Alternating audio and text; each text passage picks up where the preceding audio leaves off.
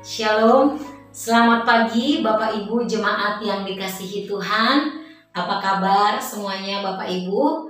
Mari kita boleh merenungkan, membaca akan firman Tuhan pagi hari ini. Kita berdoa. Terpujilah Engkau ya Tuhan kami, Yesus Kristus, yang senantiasa memberkati kehidupan kami.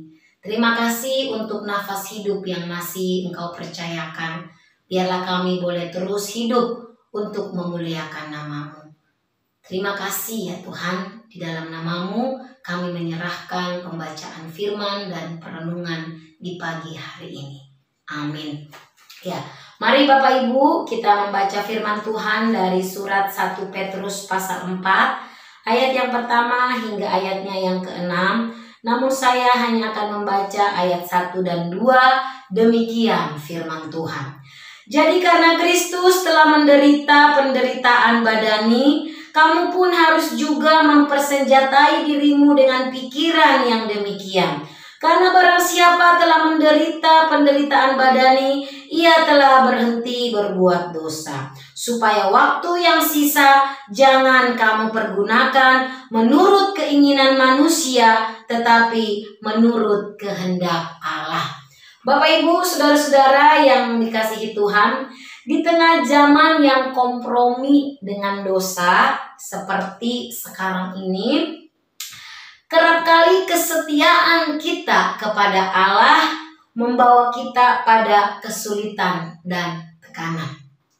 Namun kebenaran firman Tuhan di dalam pembacaan ini kembali mengingatkan kita orang-orang percaya untuk tetap bertahan, berdiri teguh, menunjukkan identitas sebagai murid-murid Kristus yang berpengharapan kepada Tuhan.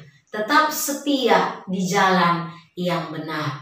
Bapak Ibu, di dalam bagian ini kembali Petrus menyampaikan pesan kepada umat Tuhan, jemaat Tuhan yang ada di perantauan.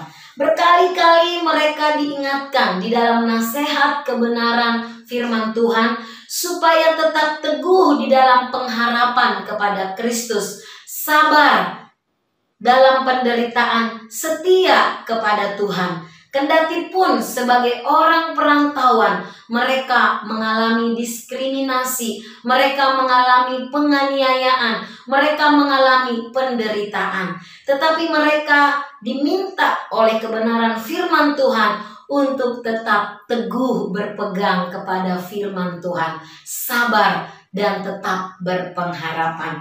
Di dalam bagian ini firman Tuhan berkata, karena Kristus telah menderita penderitaan badani. Mereka diingatkan kembali, kita orang-orang percaya diingatkan kembali bahwa Kristus menjadi teladan penderitaan. Itu bisa kita lihat di dalam 1 Petrus 2 ayat 21.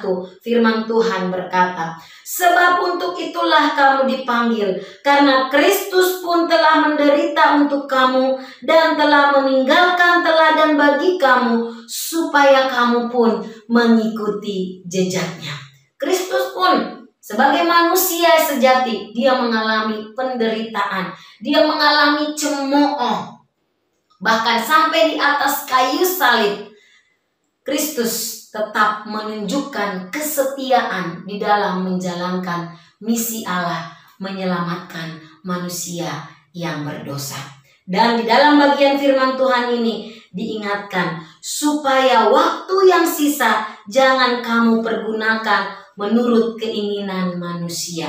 Seringkali ketika di dalam penderitaan, di dalam pergumulan yang besar, seseorang bisa meninggalkan iman dan kembali ke kehidupan yang lama, hidup dalam dosa, hidup dalam kecemaran. Ini Tuhan ingatkan setiap kita orang-orang percaya, jangan hidup di dalam kecemaran, tetapi pergunakanlah setiap kesempatan waktu yang kita hidup ini supaya kita hidup benar di hadapan Tuhan. Dikatakan hiduplah tetapi menurut kehendak Allah.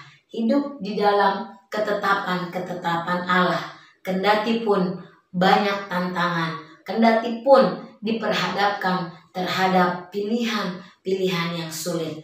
Tetapi kita tetap berjalan bersama dengan Tuhan Yesus sebagai teladan di dalam kehidupan kita. Dan kita tetap percaya Tuhan menyertai kehidupan kita. Kiranya firman Tuhan ini boleh memberkati setiap kita. Kita berdoa. Terima kasih Tuhan untuk kebenaran firman yang boleh kami dengar, kami baca pada hari ini. Kami kembali diingatkan ya Tuhan untuk tetap setia di dalam mengikut dan mengiring Engkau. Kendati pun banyak tantangan, banyak pergumulan yang kami hadapi, namun biarlah kami tetap menunjukkan kesetiaan kami di dalam kami mengiring, mengikut Engkau sebagai Tuhan dan Juru Selamat di dalam kehidupan kami.